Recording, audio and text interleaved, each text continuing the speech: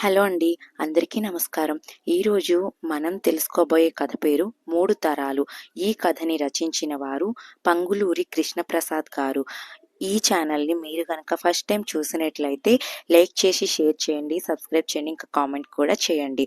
ఇక కథలోకి వెళ్దామా? ఇల్లంతా సందడిగా ఉంది. పెళ్లితంతు అంతా ముగిసిన వారం తర్వాత ఈరోజే వియ్యాలవారు కొత్త కోడలిని కాపురానికి దిగబెడుతున్నారు. బంధువర్గం అంతా ఈ ఊరే కావడంతో హడావిడి ఎక్కువగా ఉంది.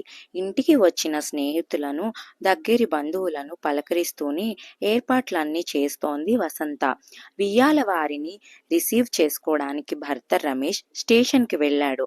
అడిగిన వాళ్లకు సమాధానం చెబుతున్నా ఆమె మనసు అన్యమనస్కంగానే ఉంది. ఇంట్లో హడావిడి లాగానే ఆమె మనసు కూడా అలజడిగా ఉంది. దానికి కారణం ఈ పెళ్లి సందడి కాదు. పొద్దున్న జరిగిన సంఘటనే మనసులో మెదులుతూ కుదురు లేకుండా చేస్తోంది. అన్ని ఏర్పాట్లు పూర్తయ్యాక సమయం సాయంత్రం 4 దాటింది. ఇల్లంతా ఒకసారి పరికించి చూసుకుని వచ్చే వాళ్ల కోసం ఎదురు చూస్తూ కాఫీ గ్లాస్ చేత పట్టుకుని ఓ పక్కగా కుర్చీలో కూలపడింది వసంత. పొద్దున అత్తగారు చెప్పిన మాటలే చెవిలో గింగురుమంటున్నాయి. చూడమ్మాయి వసంత, నీ మంచి కోసమే చెబుతున్నా. నువ్వు ఇప్పుడు అత్తవయ్యావు. వచ్చిన కోడల్ని జాగ్రత్తగా నీ అదుపులో ఉంచుకో. ముందు స్వేచ్ఛనిచ్చి ఆ తర్వాత బాధపడే పరిస్థితి తెచ్చుకోకు. కొడుకు కోడల్ని వేరు కాపురం పెట్టించాలని ఇంకో ఫ్లాట్ అద్దెకి మాట్లాడావటగా? అది చాలా తప్పు. ఇప్పుడే వాళ్లకు బాధ్యతలు అప్పచెప్పడం మంచిది. వదిలేసావనుకో, రేపొద్దున్న ముసలివాళ్లై వాళ్ల దగ్గరికి చేరినప్పుడు మీరు వాళ్లకు బరువైపోతారు. మీ పొడవాళ్లకు గిట్టకుండా పోతుంది. పెద్దదాన్ని ఎందుకు చెబుతున్నానో అర్థం చేసుకో. ఒక్కసారిగా షాక్తో నిలబడిపోయింది వసంత. మీ పెళ్ళైన మొదట్లో నేను మిమ్మల్ని వేరుగా ఉంచుదామని అనుకున్నాను. అది అప్పట్లో కుదరలేదనుకో. ఇది తనకి తెలియని కొత్త విషయం. ఆమె చెప్పుకుపోతోంది. అది మా మంచికే అయింది. అందరం కలిసి ఉండబెట్టి నువ్వు బాధ్యతలకు అలవాటు పడ్డావు. ఈ ముసలితనంలో మమ్మల్ని చక్కగా చూసుకుంటున్నావు. నీ ముసలితనం కూడా ఇలాగే హాయిగా ఏ చీకు చింత లేకుండా సాగిపోవాలనుకుంటే వాళ్ళని వేరే కాపురం పెట్టించే ఆలోచన కట్టిపెట్టి అందరూ ఇక్కడే సర్దుకునే ఏర్పాటు చెయ్యు. జాగ్రత్త సుమీ, ఆనక చెప్పలేదనుకో. అత్తగారు అన్న ఆ 4 మాటలు వసంత ఆలోచనల్ని ఒక్క కుదుపు కుదిపి పెరుగు చిలికినట్లు చిలికేశాయి. వసంతకు అత్తగారితో చెప్పుకోదగ్గ అభిప్రాయ భేదాలు ఇప్పుడు లేవు. ఆవిడ మాట వినకూడదని కానీ ధిక్కరించాలని కానీ ఆలోచన లేదు. పెద్దావిడ అంత అక్కరితో తన వృద్ధాప్య జీవితం గురించి ఆలోచించి అనుభవంతో సలహా చెప్పడంతో వసంత మనసులో సంఘర్షణ మొదలైంది. అసలు కొడుకు పెళ్లి కాగానే వేరే కాపురం పెట్టించాలన్న ఆలోచన ఇప్పటిది కాదు. ఎన్నో ఏళ్ల నుంచి దృఢ నిశ్చయమై మనసులో ఉంది. వసంత ఆలోచనలు ఒక్కసారిగా గతంలోకి పరిగెత్తాయి. తమకు ఒక్కగానొక్క కొడుకు సిద్ధార్థ్. వాడు ఉద్యోగంలో స్థిరపడ్డాక మంచి సంబంధమని ఏరి కోరి తామే శిరీషను చూసి పెళ్లి చేశారు. పెళ్లి చూపుల్లో చూసిన వాడే వసంతకు శిరీషలో తనను తాను చూసుకున్న ఫీలింగ్. ఇప్పుడంటే అన్ని పనులు సమర్థించుకుంటూ చేసుకుపోవడం, అవసరమైతే సర్దుకుపోవడం అలవాటైపోయింది. కానీ పెళ్లి కోడలిగా అడుగుపెట్టిన తొలినాళ్లలో తానెంత ఇబ్బంది పడింది, ఏం కోల్పోయింది గుర్తొచ్చింది. చిన్ని చిన్ని ఆనందాలు కూడా ముఖం వాచిపోవాల్సిన పరిస్థితి. అత్తమామలకు తన భర్త రమేష్ ఒక్కడే కొడుకు. ఆదాయ విషయంలో ఇబ్బంది లేకపోయినా ఖర్చు పెట్టుకోవాలంటే కోడలు దుబారా మనిషి అని ముద్రపడిపోతుందేమో అని భయం. భర్త సాయంత్రం 5:30కే ఇంటికి వచ్చినా వంటింట్లో పని పూర్తి చేసుకుని రాత్రి 9 గంటల తర్వాతే పలకరించుకోవడానికి వీలయ్యేది. నెలకొక్కనాడైనా ఓ సినిమా చూసి చూసి బయట భోజనం చేసి రావాలంటే పెద్దవాళ్ళు రారు, బయట తినరు. ఇంట్లో అన్నీ వండి వాళ్లకు అమర్చి పెట్టాలంటే సరదా చచ్చిపోయేది. వచ్చిన పని చేయాలన్నా, టీవీలో నచ్చిన ప్రోగ్రాం చూడాలన్నా కూడా సాంప్రదాయాల పేరిట కనిపించని ఆంక్షలు అడ్డుపడుతుంటే ఊపిరి సలిపేది కాదు. తను డిగ్రీ చదివి టైప్ హయ్యర్ కూడా పాసైంది. చిన్నపాటి ఉద్యోగంలో చేరైనా సంపాదన కళ్ళ చూడాలని, సొంతంగా ఖర్చు పెట్టుకుని చిన్ని కోరికలు తీర్చుకోవాలని ఆశపడ్డా అది అత్తగారు వెంటనే అప్పగించిన బాధ్యతల వల్ల నెరవేరేది కాదు. అత్తగారు చెడ్డదేమీ కాదు, కానీ సాంప్రదాయ పద్ధతులకు భిన్నంగా ఆలోచించనిచ్చేది కాదు. రాను రాను పెద్దవాళ్ళిద్దరికీ వయసు మీద పడటం వల్ల ఇంటి బాధ్యతలు ఒకదానిపైన ఒకటి పడి మనసుకు మరో ఆలోచన రానియకుండా అణిచేశాయి. జ్ఞాపకాల దొంతరలోంచి బయటపడింది వసంత. మళ్ళీ ఇప్పుడు కొత్త కోడలిగా శిరీషను చూడడంతోటే తొలినాటి జ్ఞాపకాలు నిద్రలేచి అప్పటి అణగారిన ఆశలు మేమున్నామంటూ తలెత్తాయి. ఇప్పుడు తన కోడలికి అటువంటి అసంతృప్తులు కలగకూడదని ఆలోచిస్తోంది. తను కోల్పోయిన స్వేచ్ఛ, తీరని చిన్న ఆశలు, ఆ తాలూకా బాధ తన కోడలికి కలగనివ్వకూడదని తపన పడుతోంది. అందుకే తను కోల్పోయినదేదీ శిరీష విషయంలో జరగకూడదని వేరే కాపురం ఆలోచన చేసింది. కానీ ఉదయం అత్తగారు చెప్పిన మాటలు విన్నాక ఏం చేయడానికి తోచని సందిగ్ధత ఆవహించి మనసు గుంజాటన పడుతోంది. ఏనాటికైనా తాము కొడుకు దగ్గరకే చేరాల్సిన వాళ్లే.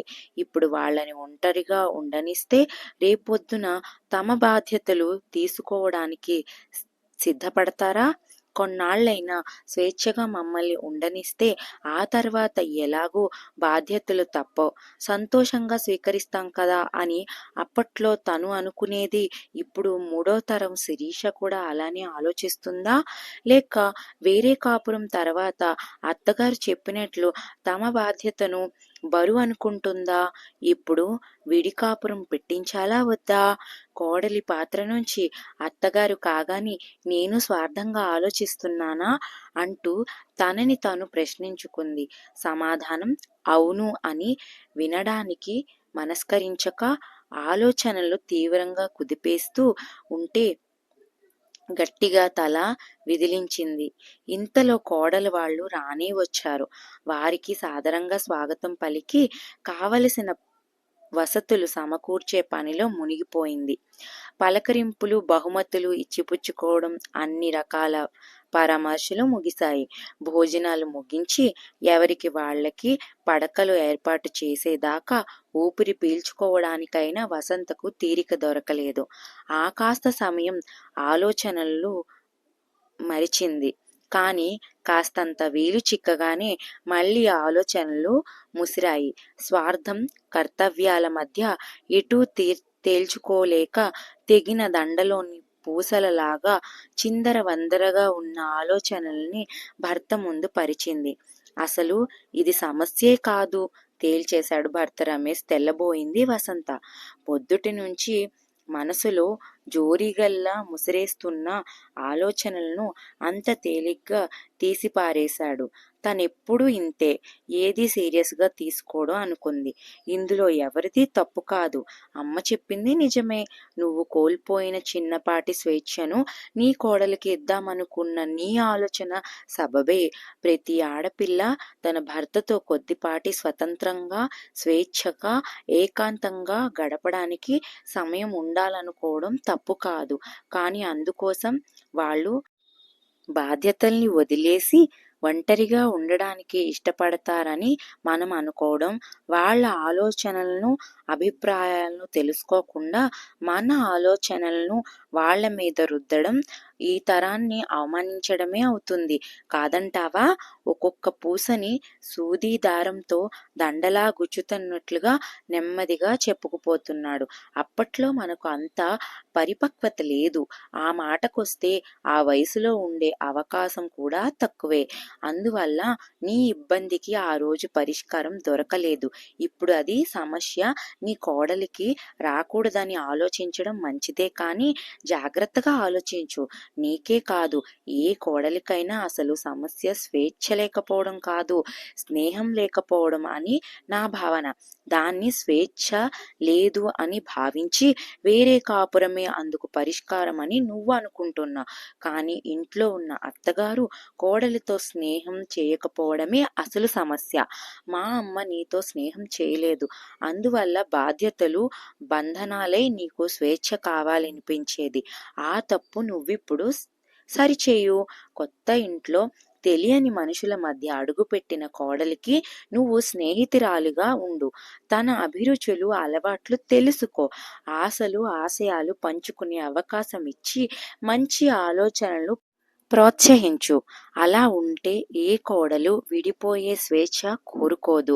కలిసి ఉండడం వల్ల నువ్వు నీ అత్తగారిని ఎంత బాగా చూసుకుంటున్నావో గమనించి నేర్చుకుంటుంది. అప్పుడు వృద్ధాప్యంలో రేపటి నీ భవిష్యత్తు ప్రశ్నార్థకం కాబోదు. వింటున్నావా లేదా అన్నట్టు ఒక్క క్షణం ఆగాడు. ఏదీ పట్టనట్టు కనిపించే అతని ఆశ్లేషణని అబ్బురపడుతూ మొహంలోకి చూస్తూ వింటోంది వసంత. నీ కోడలు తనకి తోచిన ఏ విషయమైనా మొహమాట పడకుండా నీ దగ్గర చెప్పగలిగేంత స్నేహంగా ఉండు. అప్పుడు నువ్వు పని కట్టుకుని తనకి స్వేచ్ఛ ఇవ్వవలసిన పని లేదు. తను స్వతంత్రించి నీ దగ్గర స్వేచ్ఛ తీసుకోవలసిన అసంతృప్తితో నీకు దూరంగా వెళ్ళవలసిన అగత్యము ఉండదు. వివరంగా చెప్పాడు. ఉద్యోగ బాధ్యతల వల్ల వేరే ఊరిలో ఉండవలసి వచ్చినప్పుడు వేరే కాపురం తప్పదు, తప్పులేదు. కానీ కేవలం స్వేచ్ఛ కోసం బంధాలు బాధ్యతలు వదిలేసి ఆప్యాయతల పందిరి లాంటి ఉమ్మడి కుటుంబం నుండి విడివడి వేరే కాపురం పెట్టాల్సిన అగత్యం ఎవరికీ రాకూడదనేదే నా అభిమతం. కొత్తగా వచ్చిన కోడలిలో 3వ తరం ప్రతినిధిని, వృద్ధాప్యంలోని అమ్మలో మొదటి తరం ప్రతినిధిని చూస్తూ ఇద్దరికీ న్యాయం జరగాలని కోరుకునే మధ్యతరం ప్రతినిధి అయిన నువ్వు 3 పాత్రల్లో 3 తరాలను చూస్తూ అనవసరమైన గందరగోళానికి గురవుతున్నావు. జాగ్రత్తగా చూస్తే నువ్వు భావిస్తున్నట్లు ఇవి 3 తరాలు కావు. కుటుంబ వ్యవస్థలో ఒకే సమయంలో చూడగలిగే 3 దశలు మాత్రమే. స్నేహం అనే సన్నటి దారం ఈ 3 దశల్ని పువ్వులుగా అనుసంధానించి అందమైన గుచ్ఛంగా కూర్చడం ఖచ్చితంగా సాధ్యమే. అది ఎంత బాగుంటుంది, అందరికీ మంచిది కూడా. ఆ రకంగా నీ సమస్యని పరిష్కారం దొరికిందనే అనుకుంటున్నాను. ఆపై నిర్ణయం నీ ఇష్టం. నీకు ఆ స్వేచ్ఛ ఎప్పుడూ ఉంది అని ముగించాడు రమేష్. స్వేచ్ఛ అనే పదాన్ని ఒత్తి పలుకుతూ నిజమే, అందరినీ బాధ్యతగా చూసుకోవడం వల్ల ఆ స్వేచ్ఛ దానంతట అదే తనకు దాఖలు పడింది.